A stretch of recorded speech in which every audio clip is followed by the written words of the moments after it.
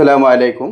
খুবই সহজ নিয়মে কিভাবে কামিজ জামা কাটিং করতে হয়। তো এই ভিডিওতে আমি 42 ইঞ্চি বডির কামিজ জামা কাটিং করব। আপনারা যারা নতুন তারা অবশ্যই এই ফুল ভিডিওটি মনোযোগ সহকারে দেখবেন।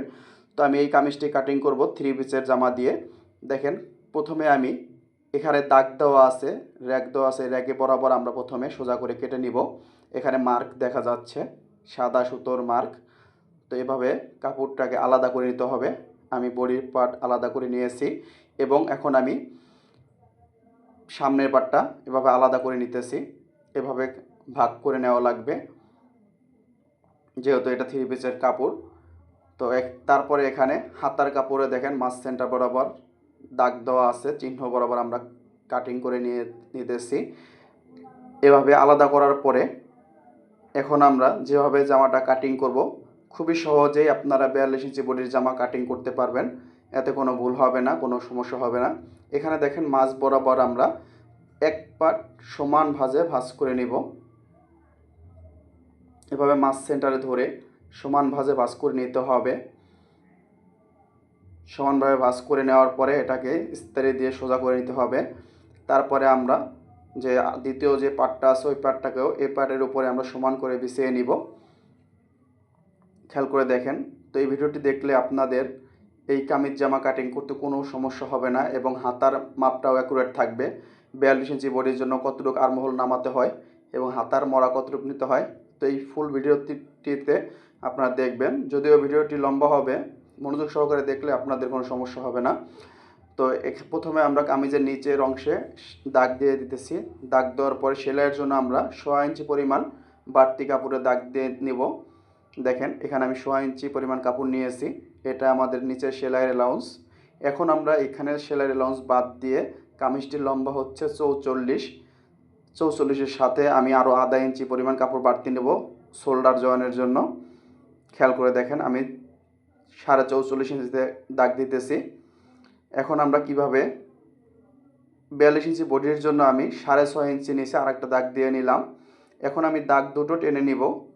খেয়াল করে দেখেন, এভাবে দাগটা সুন্দর করে টেনে নিতে হবে।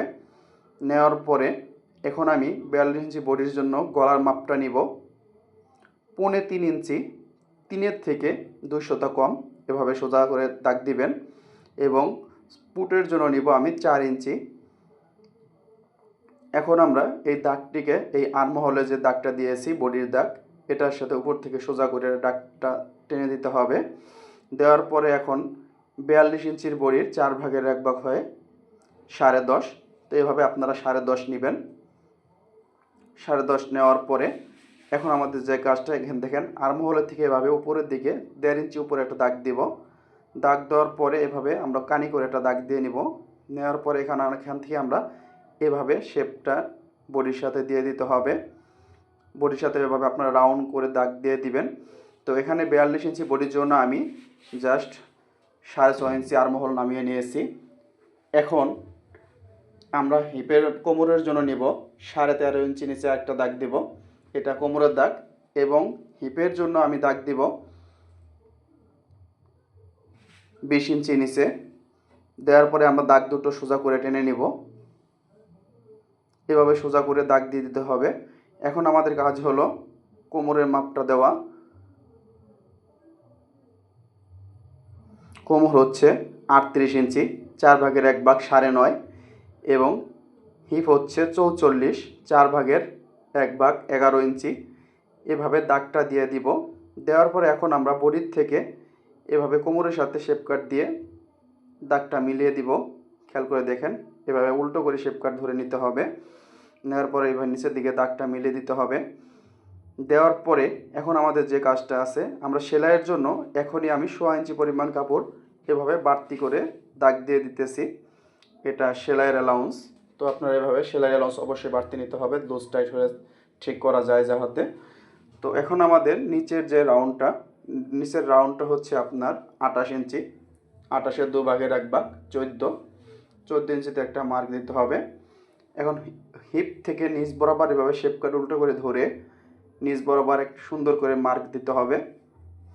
এভাবে আপনারা মার্কটা দিয়ে দিবেন। এবং সেলাইয়ের জন্য এখানেও কিন্তু বাড়তি অ্যালাউন্স প্রয়োজন আছে। তো আপনারা এখানে 1 ইঞ্চি পরিমাণ কাপড় নিয়ে নেবেন এটা সেলাইয়ের জন্য। এভাবে দাগটা সোজা করে টেনে দেওয়ার পরে আমাদের কিন্তু মার্ক করা হয়েছে। এখন আমি শুধু এই মার্কে কাটিং করে নিব। তো এটা 42 ইঞ্চি বডির জন্য আমি আর্মহোল নামিয়েছি 6.5। এটা আমাদের মাথায় রাখতে হবে, 42 ইঞ্চি বডির জন্য 6.5 প্রয়োজন। এখন আমাদের কাজ আছে হাতার মধ্যে, যে আমরা হাতার আর্মহোলটা কত নিব। হাতার সাথে বডির সাথে যেভাবে অ্যাকুরেট হয় আমরা সেই নিয়মেই কাটিং করব। তো আপনারা ফুল ভিডিওটি মনোযোগ সহকারে দেখলে আপনাদের আর কোনো সমস্যা হবে না। তো এখন আমাদের কামিজের ফাড়ার মাপটা দিয়ে দিব 22.5 ইঞ্চি। এভাবে 22.5 ইঞ্চি এটা এখানে হিপে আমি দাগ দিয়ে নিয়েছিলাম। তো এখন কোমরের একটা মার্ক দিয়ে দিতে হবে, কাট বসায় দিতে হবে। আমাদের বডির পাড়ের কাটিং কিন্তু শেষ। এখন আমরা হাতাটা কাটিং করব। হাতা এভাবে 4 ভাঁজে ভাঁজ করে নিব। ভাঁজ করার পরে প্রথমে আমরা হাতার মোহরি থেকে এভাবে সোজা করে দাগ দিব। হাতাটা হবে প্লাজো হাতা। তো হাতাটা কাটিং করার জন্য আরও আধা ইঞ্চি পরিমাণ কাপড় বাড়তি নিতে হবে সেলাইয়ের জন্য, যেহেতু চিকন মুড়ি হয়। হাতার লম্বা হচ্ছে 17 ইঞ্চি, খেয়াল করে দেখেন এখানে 17 ইঞ্চি হাতার লম্বা এবং আধা ইঞ্চি সেলাইয়ের জন্য। এখন আমি এটাকে সোজা করে দাগ দিয়ে দিব আধা ইঞ্চি পরিমাণ, এখানেও একটা দাগ দিয়ে দিতে হবে। এখন আমাদের আর্মহোলের যে শেপটা আছে আমরা এখান থেকে 3 ইঞ্চি ভিতরে একটা মার্ক করব। এই মার্কটা সোজা করে নিচের দিকে বরাবর দিয়ে দিতে হবে। এই বরাবর সেলাইটা দিয়ে দাগটা দিয়ে দিতে হবে। দেওয়ার পরে এখন আমাদের 42 ইঞ্চি বডির জন্য 6.5 ইঞ্চি আর্মহোল নামিয়েছিলাম। এখন শুধু 1 ইঞ্চি প্লাস করব 7.5, 6.5 আর 1 7.5 ইঞ্চি নিচে আমি একটা মার্ক করছি। এভাবে এখন আমরা শেপটা দিয়ে দিব, তাহলে কিন্তু আমাদের বডির সাথে সেম অ্যাকুরেট হবে। তো আমরা বডিতে যদি 6 নামাই, তাহলে কিন্তু আমাদের হাতায় নামাইতে হবে আপনার 7 ইঞ্চি। তো এইভাবেই কিন্তু বডির মাপটা আসে। হাতার লুজ নিতেছি আমি 16 ইঞ্চি। 16 ইঞ্চি নিয়ে এভাবে মার্কটা করে দিতে হবে। এখন আমাদের 17 ইঞ্চি হাতার লম্বা এবং আর্মহোলের জন্য নিলাম 7.5 ইঞ্চি। তারপরে এভাবে শেপটা সুন্দর করে মিলিয়ে দিতে হবে। আমি শেপটা মিলিয়ে দিয়েছি এবং হাতার লুজের মাপ হলো 16 ইঞ্চি, 2 ভাগের 1 ভাগ হলো 8 ইঞ্চি।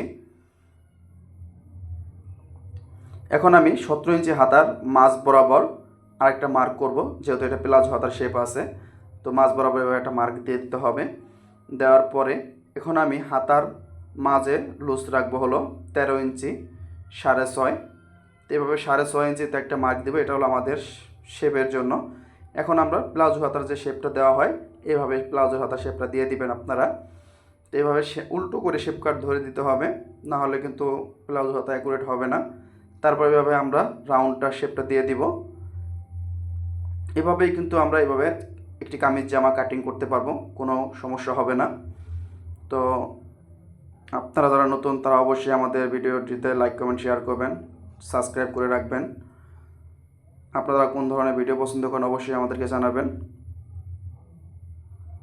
এভাবে আপনারা কিন্তু রাউন্ড শেপ দিয়ে প্লাজো হাতা কাটিং করবেন। তো আজকের ভিডিও আমাদের এই পর্যন্তই, ভালো থাকবেন।